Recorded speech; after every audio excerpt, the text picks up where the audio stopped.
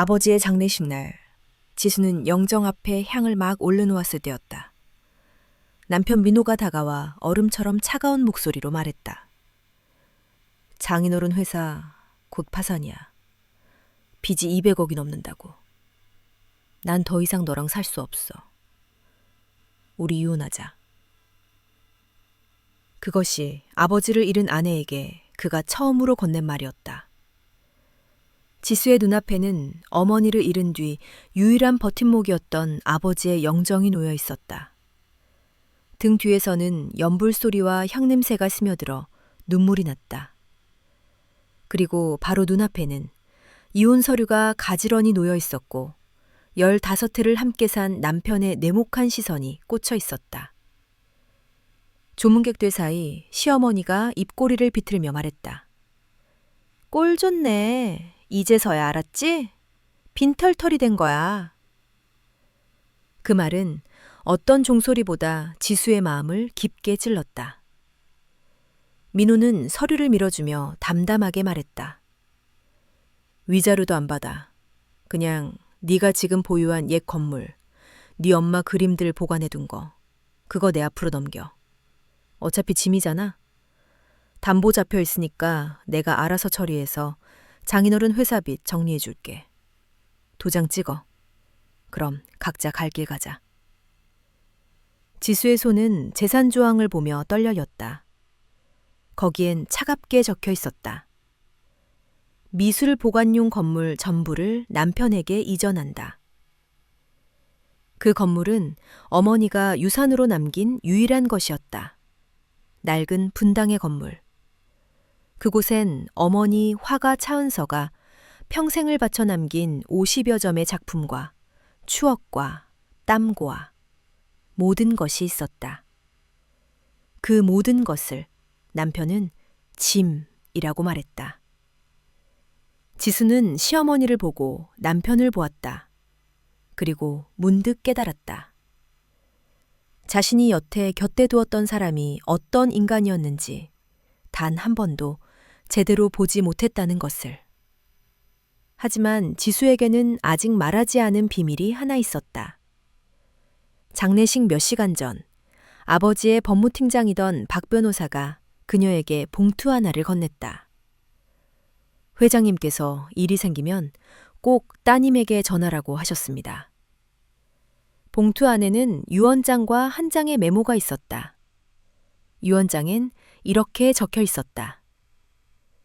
회사 부채는 법인 문제일 뿐, 분당 건물과 어머니의 50점 작품은 지수의 단독 상속 재산, 채무와 무관하다. 메모는 짧았지만 지수의 인생을 송두리째 바꾼 말이었다. 지수야, 절대로 그 건물과 그림을 민호에게 넘기지 마라. 어떤 상황이어도. 아버지의 마지막 당부였다. 작은 휴게실에서 민호는 지수를 뚫어지게 바라보았다. 책상 위엔 빨간 도장이 놓여 있었다. 너 혼자 뭘 할 수 있을 것 같아? 200억 빚이라고. 전업주부가 어떻게 감당해? 난 투자자들 구하고 회사 살릴 생각도 하느라 바쁘다고. 그냥 도장 찍어. 그 건물 넘기면 나머진 내가 처리해 줄게. 그 차갑고 비수 같은 말들이 장례식장의 공기 속에 스며들었다. 지수는 눈을 감았다. 200억. 시어머니의 경멸. 13살 딸이 집에서 혼자 기다리고 있다는 생각. 그리고 자신의 무력감. 도장은 종이를 향해 천천히 내려갔다. 그때 아버지의 목소리가 머릿속에서 울렸다. 절대 넘기지 마라.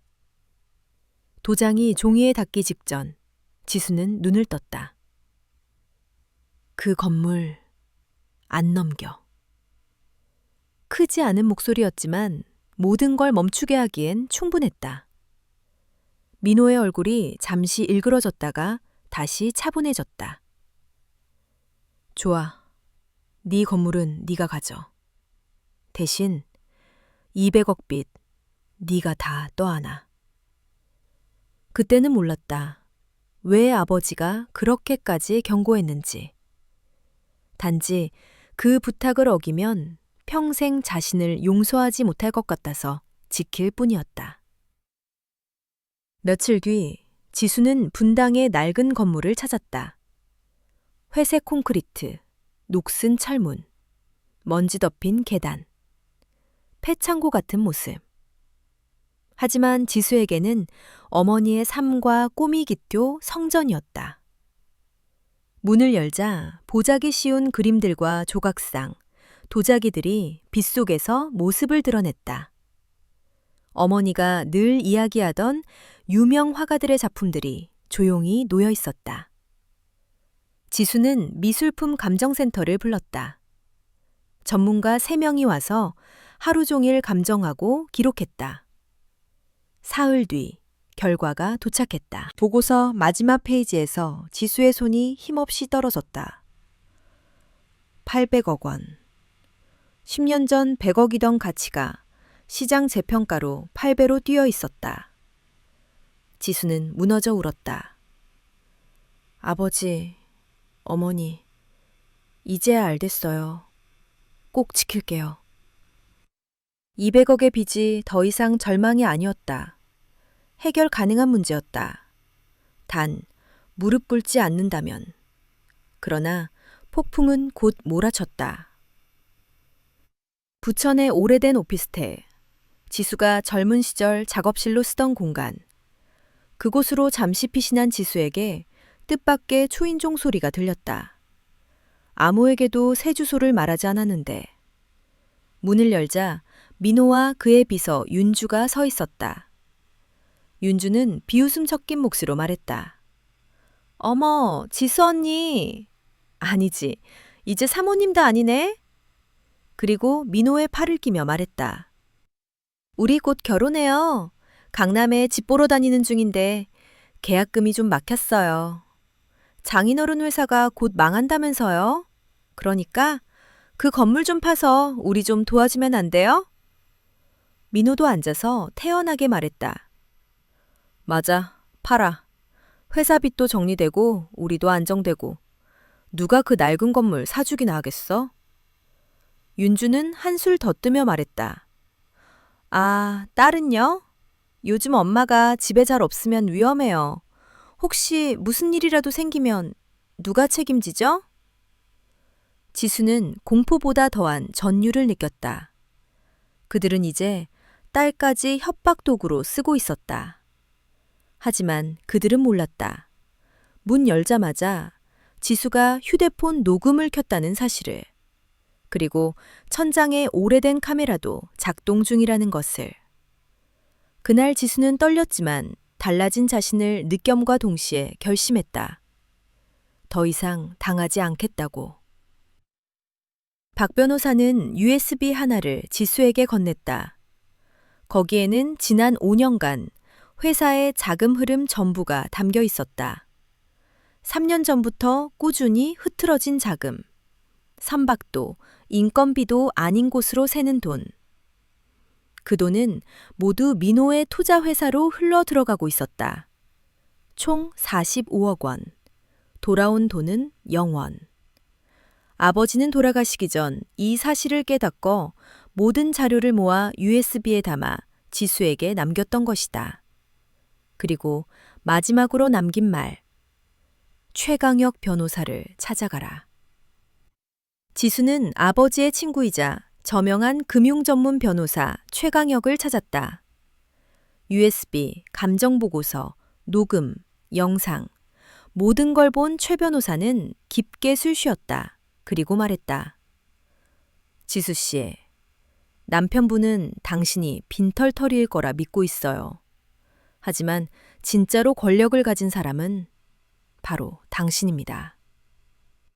지수는 떨리는 목소리로 물었다. 할 수 있을까요? 전 그냥 15년 동안 집안일만 하던 사람인데. 최 변호사는 미소 지었다. 당신은 단순한 전업주부가 아닙니다. 아버지가 모든 걸 준비해 온 딸이에요. 그리고 아직 포기하지 않은 유일한 사람입니다.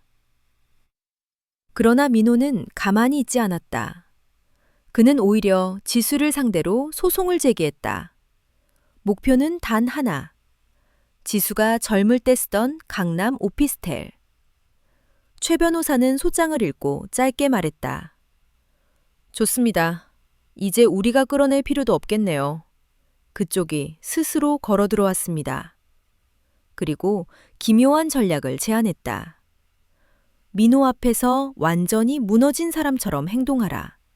그가 방심해야 약점을 드러낼 테니까. 청담동 카페에서 지수는 초췌한 얼굴로 앉아 있었다. 나 포기할게. 오피스텔 너 가져. 대신 양육비만 줘. 나 그냥 딸 데리고 시골로 내려갈게. 민호는 만족한 얼굴로 말했다. 그래. 이제야 정신 차렸네. 그는 몰랐다. 지수의 휴대폰은 그 순간에도 모든 것을 녹음하고 있었다는 것을. 재판날 법정은 가득 찼다. 민호는 억울한 척 떠들어댔다. 장인 회사에 헌신했다. 장인 때문에 망했다. 자신은 빈손이다. 하지만 최 변호사가 한 장 한 장 자료를 꺼내기 시작하자 분위기는 얼어붙었다. 결혼 전 지수 명의였던 강남 오피스텔. 지수의 단독 상속 재산인 분당 건물. 800억 감정가. 45억 원의 불법 유출. 윤주와의 협박 녹취. 해외여행 부정 지출 내역. 불법 계좌 흐름. 모든 증거가 완벽했고 모든 변명이 산산조각 났다. 최 변호사의 마지막 말은 강단에서 메아리 쳤다. 회사를 죽인 건 능력 부족이 아니라 사위의 배신이었습니다. 민호는 결국 재판 중 난동을 부렸다. 지수야, 800억 있다고 했잖아. 다시 같이 살자. 이혼 못해.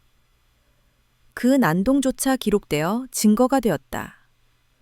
결과 징역 7년 6개월, 45억 환수 명령. 윤주는 허위사실 유포와 명예훼손으로 집행유예 취소, 실형. 모든 것이 끝난 후 지수는 깊은 피로만 느꼈다. 승리도 통쾌함도 아니었다. 잃은 것이 너무 많았기 때문이다. 하지만 어느 날 새로 단장한 분당의 건물 앞에 섰을 때 그곳에 붙은 이름을 보고 마음이 달라졌다. 차은서 문화예술재단. 어머니의 그림이 드디어 올바른 자리에 걸렸고 젊은 예술가들이 새로운 기회를 얻고 있었다. 지수는 15년 만에 다시 붓을 들었다. 곁에는 많이 자란 딸 현아가 서 있었다. 엄마, 나도 나중에 예술가가 되고 싶어. 외할머니랑 엄마처럼. 그래. 지수는 미소 지었다. 하지만 네 꿈은 누구에게도 이용당하지 않도록 지켜야 해. 지수는 딸의 손을 잡고 3층의 작은 방으로 올라갔다. 그곳엔 부모님의 영정이 있었다. 향을 올리며 속삭였다. 아버지, 어머니, 두 분이 남긴 걸 지켰어요. 이걸 복수라고 생각하지 않아요. 그저 진실이 제자리를 찾은 것뿐이에요. 창밖으로 석양이 건물을 비추었다. 새로운 그림이 그려지는 듯한 빛. 지수의 한 시대는 끝났다. 하지만 그것은 끝이 아니라 새로운 장의 시작이었다. 예술의 장, 정의의 장, 그리고 자신을 사랑하게 된 지수의 장.